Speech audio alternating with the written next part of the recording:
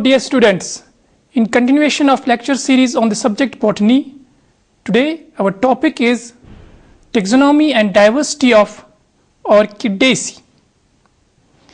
The Orchidaceae is commonly known as orchid family. The orchid has been derived from a word orchis, which means testicle, because it resembles the shape of root tubers of the genus Orchis. The family Orchidaceae was first established as a formal taxonomic category under the name Orchidaceae by a French botanist de Jussieu way back in the year 1879. The orchids, they form one of the world's largest family of flowering plants. In fact, second largest family after the family Asteraceae. They have been marveled for centuries. They are a symbol of love, beauty, and luxury. Greeks held these orchids in high regard because as a symbol of virility. Orchids are attractive yet unusual flowers. The orchids are highly cultivated because of their beauty.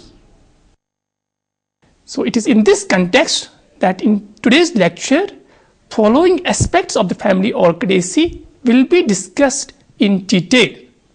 Number 1, taxonomy of orchids, systematic position of the family Orchidaceae, phylogeny, diversity, and economic importance. So we will start from its taxonomy. When we talk about the diagnostic characters of the family Orchidaceae, the family shows following characters. They can be either terrestrial or epiphytic herbs, mostly perennial, and are always mycorrhizal. The flowers here are trimerous. One more characteristic feature of Orchidaceae, the flowers are recipiennate and show attractive labellum. The androecium and gynoecium here is adnate to form a structure called gynocytemium, and the pollen grains are characteristically, or we can say uniquely here, fused to form a structure called pollinia. After this discussion on their diagnostic features, now let us discuss their morphology in detail, starting with their habit.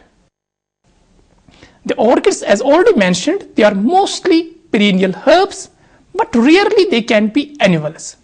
They are either terrestrial. The typical example here is the type genus Orchis, or they can be epiphytic. The examples are many.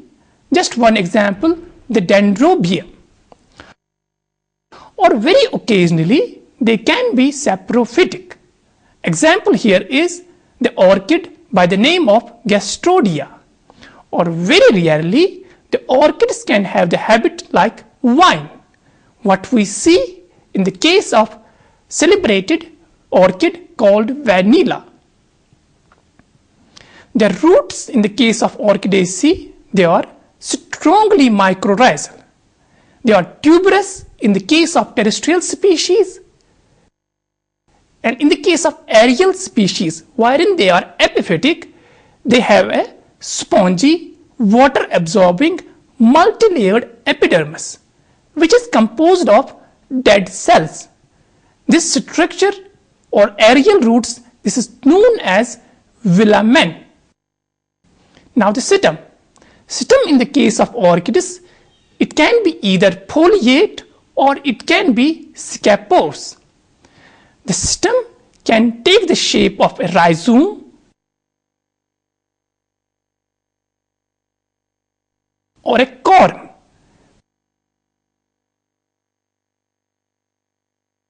But in the case of terrestrial species, or the stem sometimes can be at its base, it is thickened or swollen to form a structure called as pseudobulb.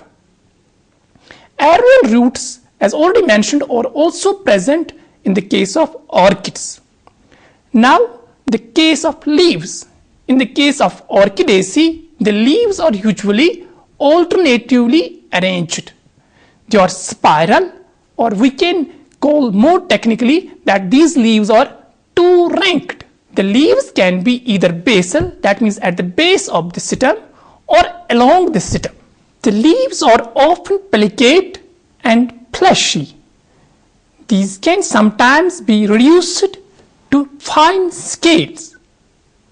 The leaves are usually sheathing at base, with the sheath completely encircling the stem.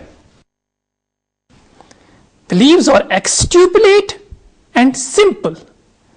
The leaf margins, they are entire, and the venation pattern here is parallel. Now the reproductive part of the flower, starting with the inflorescence. The inflorescence can be either terminal or axillary. The type of inflorescence that we encounter in Orchidaceae can be raceme, panicle, or spike, or very rarely sometimes the inflorescence is reduced to a single solitary flower. Now the individual flower, as already mentioned, that orchid flowers, they are often showy. The flower is epigynous, bisexual, and zygomorphic. One more unique feature of the flowers of orchids is that they are always recipiunate. What is this recipiunate? In such a situation, the floral parts, they get twisted at the angle of 180 degree during the floral development. Now the individual parts of the flower, starting from the outer part, that is perianth, as it is a monocot, that's why here we have no distinction into calyx and corolla. Here the perianth is comprised of 6 tepals. These tepals are biseriate in its arrangement, that means 3 plus 3. The tepals are apotepalous, or they can be basally syntepalous. The tepals are homoclimatoous. The outer wall with 3 either free or fused tepals is usually petaloid. That means their structure is more like a petal. They are imbricate. Then the inner wall has 3 pre-tepals.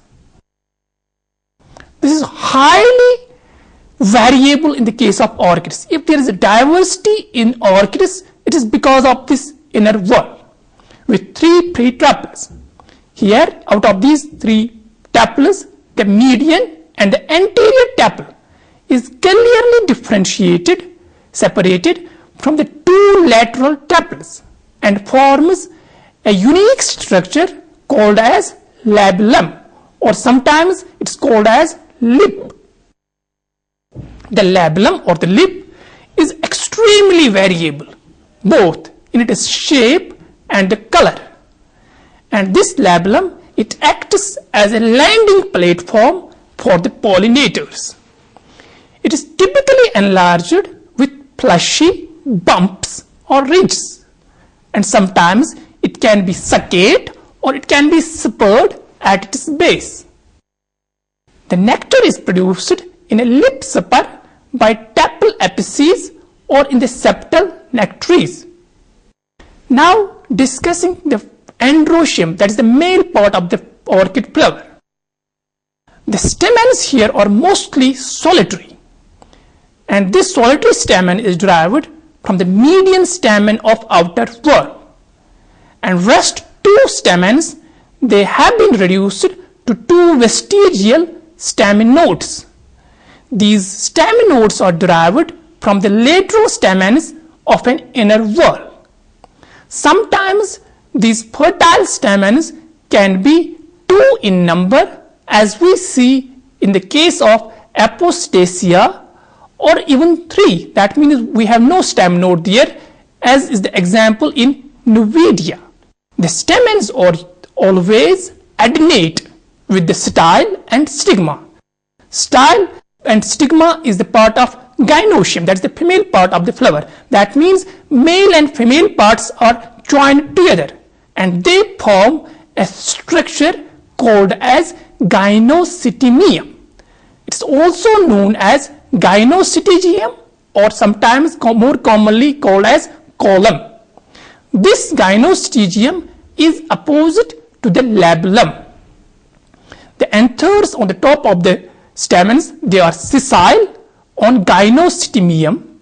The anthers are bisporangiate, not the characteristic tetrasporangiate that we see in other families. They are here the bisporangiate. Anthers are dithecous, androus, and the dehiscence is longitudinal. The pollen grains uniquely, characteristically, they are powdery or waxy. That's why they are grouped into discrete, soft or hard masses called as pollinia. Each pollinium comprises of a sterile portion called as caudicle, and there can be 1 to 12. Most commonly 2 or 4 pollens that are derived from individual anther microsporangia or sometimes from the fusion products of microsporangia. 2 to 8 pollinia are formed usually per flower.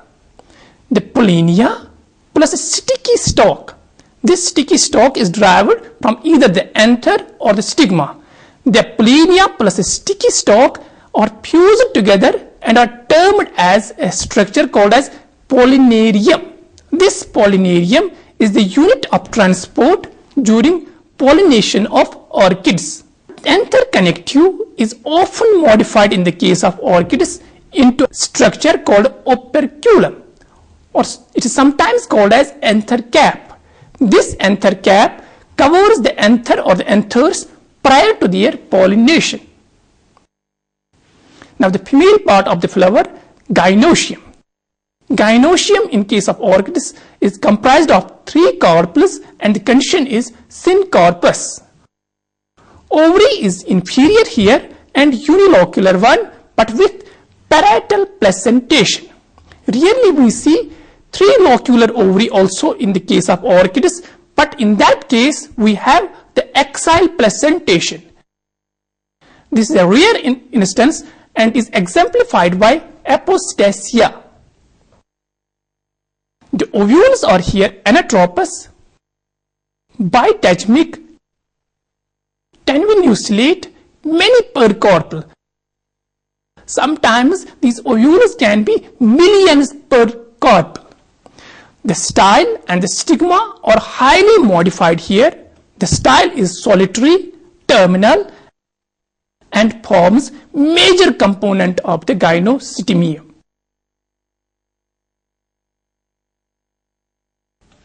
The stigmas are here 3, one often transformed into a single enlarged non-receptive lobe. Normally stigmas are receptive, but this one stigma in the case of orchids is enlarged into a non-receptive lobe and is termed as rostellum. This rostellum is positioned above the stigmatic surface. The rostellum often has a sticky pad called visidium, which is adherent to the pollinarium stalk. Fruit. The fruit is characteristically here a capsule, but the type of capsule we have in orchids is loculicidal, or rarely we can see a berry in the case of orchids. The seeds are minute, very minute, numerous in number. The seed coat is crustose or membranous and it lacks phytomelanin. It has only the outer layer persistent, but the inner layer is collapsed.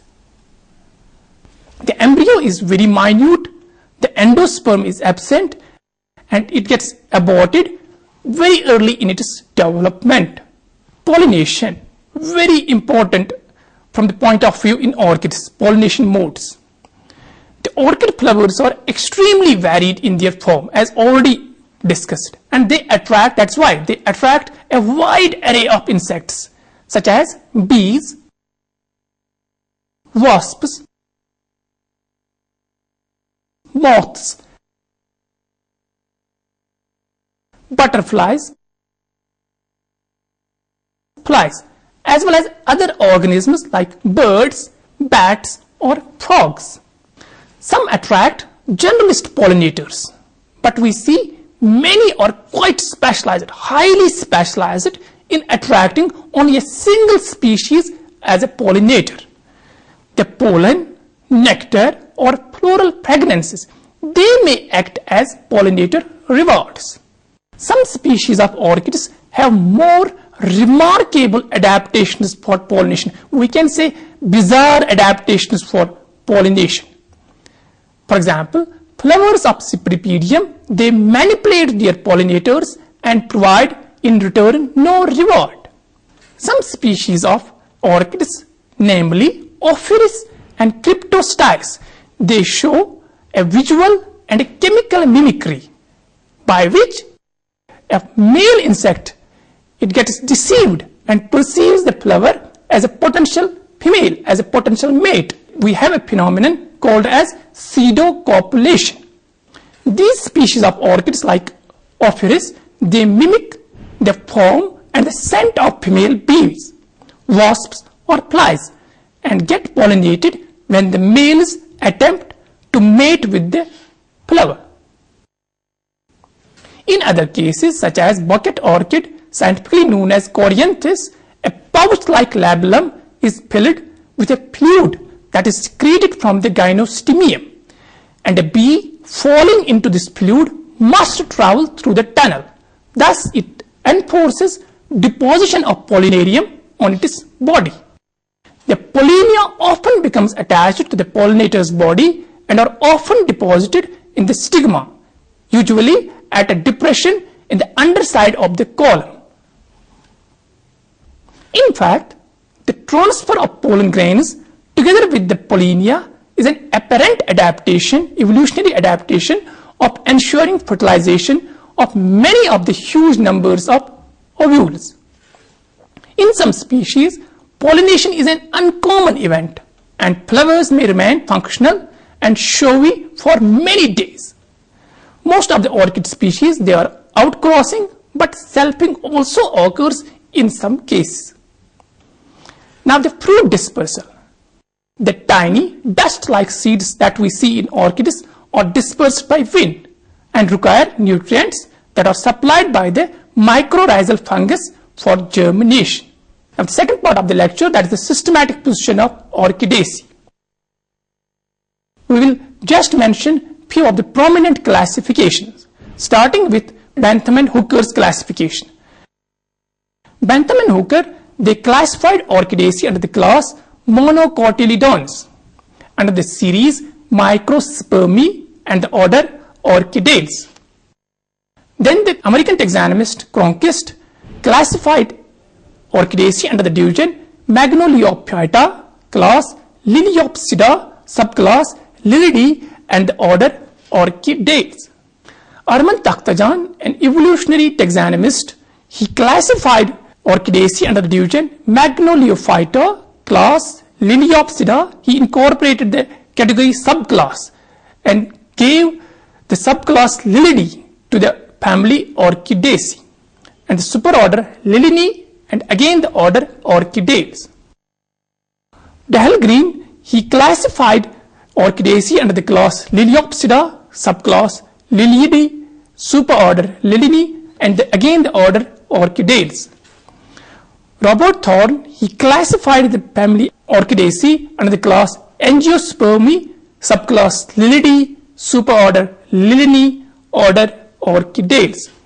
And of late, Angiosperm phylogeny group, they have classified this family Orchidaceae under the clade monocots and the subclade non-communide monocots. Here they have completely rearranged the family Orchidaceae. Previously it used to have its own order Orchidales, but now they have shifted it to a separate order by the name of Aspergillus. Now the third part of the lecture, phylogeny of Orchidaceae. The monophyly of Orchidaceae is supported both by morphology and DNA based characters. The phylogenetic relationships within the family have been addressed by several cladistic analyses. Broadly, 5 main subfamilies have been recognized in the family. The names go like this. Number 1, Apostatoideae. Number 2, Vanilloideae. Number 3, Cypripedidae. Number 4, Orchidoideae. And the 5th and the last, Epidendroideae.